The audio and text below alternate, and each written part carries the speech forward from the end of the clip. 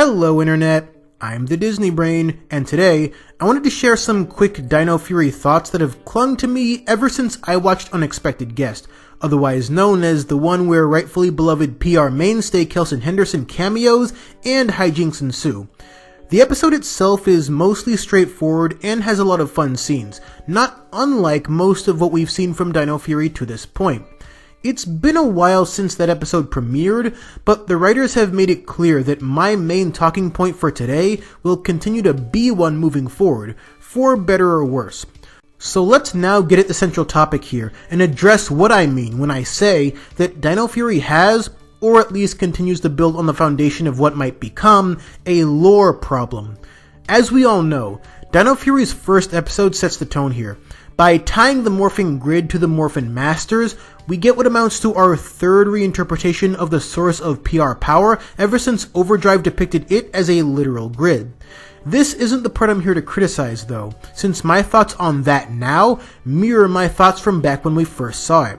It's kind of interesting that they used a very, very deep-cut reference for the sake of reworking their own history.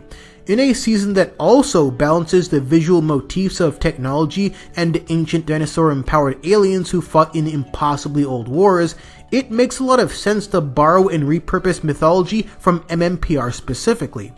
It doesn't add too much to the characters, nor does it speak much to the conflict of the present day, but as a quick bit of context on the Dino Fury powers, it doesn't really have to carry all that weight. That is, until Dino Fury decided that the Morphin Masters would continue to be a thing. Which brings us to the episode proper. The big plot thread here is that, for reasons still unclear as of writing this, the Ninja Nexus prism is just bouncing around Earth. So Mick returns to Earth in order to follow the prism and possibly uncover whatever motive is driving it post Ninja Steel. As it turns out, its only motive for being here is to inform the Rangers, but really just Zato, that there were, in fact, Ranger teams before them. Which begs the question, in a decidedly non-anniversary season like this, why was such knowledge framed so importantly? By all accounts, the team already knew enough about former Rangers to create their own generalizations and expectations once they took on the role. And since we're now expected to, somehow, buy into all of this following a singular line of continuity mostly, dimensional hopping notwithstanding, we can also assume that these generalizations come from what they've actually observed. So the exceedingly brisk bit of history can't really stand on its own as the focus, especially when this team has no context for what an event like Steel's second death could even mean. That's one thing they certainly would not be expected to know about, but does nothing for them to know about. Except for Void Knight, interestingly enough, but hold on to that thought, we'll get back to it. So then, the real focus must be on the Morphin Masters themselves and how they function as Ranger Overseers.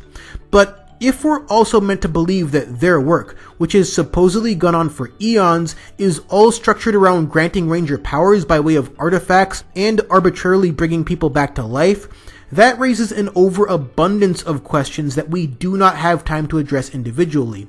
So for now, let's focus on the Ninja Nexus prism itself, since its usual purpose was much easier for the writing to slot in as something that operates by the will of the Masters.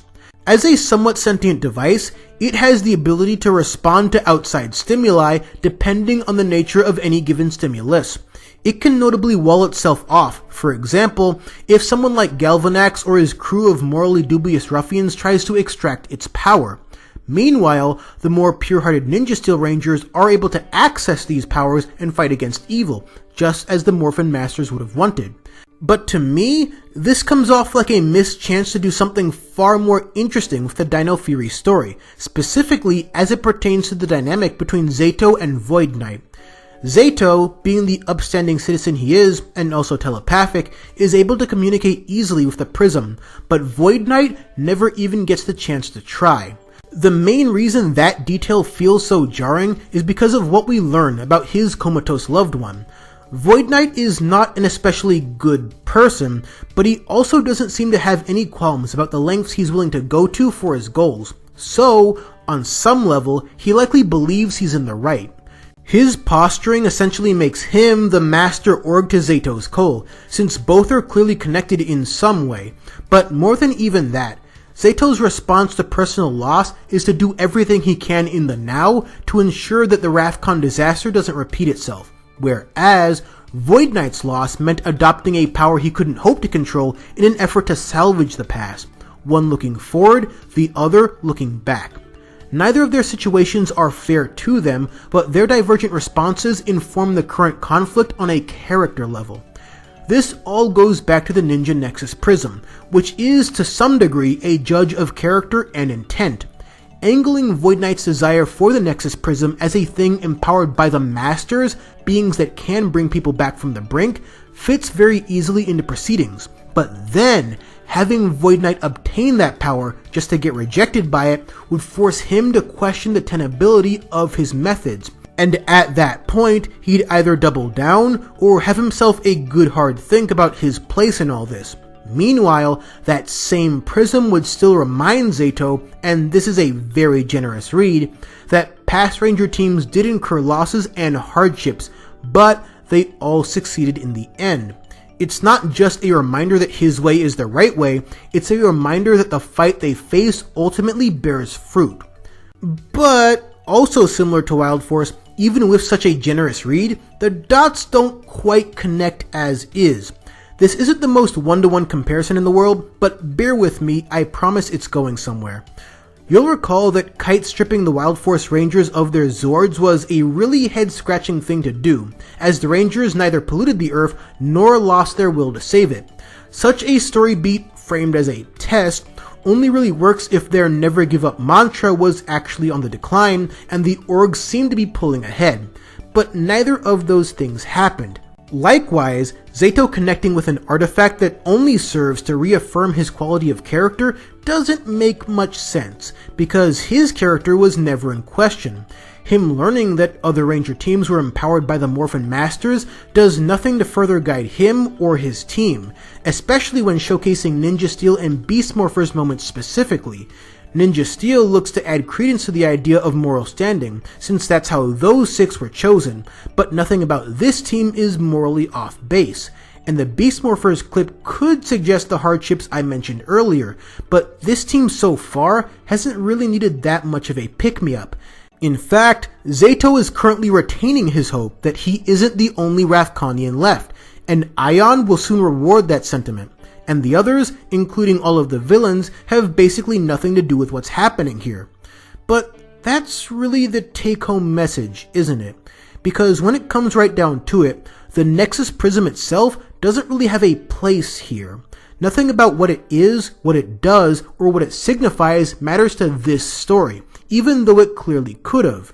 If the Morphin Masters are going to be PR's moral arbiters now, then why not let them actually be that for an anti-Ranger who probably thinks his actions are justified? There's no way they'd get into the gray areas of what their questionable positions of power actually could entail, but at the very least, it would work on a character level, regardless of what Void Knight's identity ends up being. This trend of lore-mongering certainly didn't start with Dino Fury, but it is building on last year's foundation, since one of Beast Morpher's weirdest points was turning every other Season 2 episode into lore of the show. But not because it had something interesting to say about most of it, save Dr. K, that was some genuinely inspired character work, but more for its own sake, which doesn't really serve the story as well as some people think it does. So while I don't think it's the biggest problem in the world, or even the biggest question mark in Dino Fury, I do think that purposeless lore, world building for its own sake, and the way both are sometimes praised is, at best, weird and kind of unengaging. Utilizing lore well usually comes down to connecting two otherwise disparate stories, sometimes more, in ways where their connection adds to either, be it through subtext or main text. The main reason I enjoy Dimensions in Danger, in spite of its own bits of weirdness here and there, is because of how fitting it is that a character like Tommy would have a Master Morpher.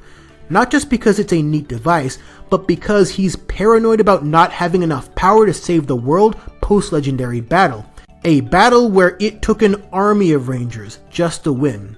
The loosely connected soul of the dragon continues to speak to that idea, because how fitting is it that PR's biggest megalomaniac would not only continue to fight into old age, but also only feel comfortable stepping down when his next of kin inherits his power. It's probably my favorite read of his character. But on the other side of that equation, I don't think lore works when it's just looking at stuff you remember. Super Megaforce had its occasional high point, but it did a lot of that too, and at the expense of several of its characters. So while I think this indiscriminate dispensing of lore is, again, by no means as big an issue as I might have implied, I still think it's worth thinking about what its various moments of inclusion really mean, to both us as viewers and to the story at large. So let me know down below what your thoughts on all of this are, or if it even matters that much to you.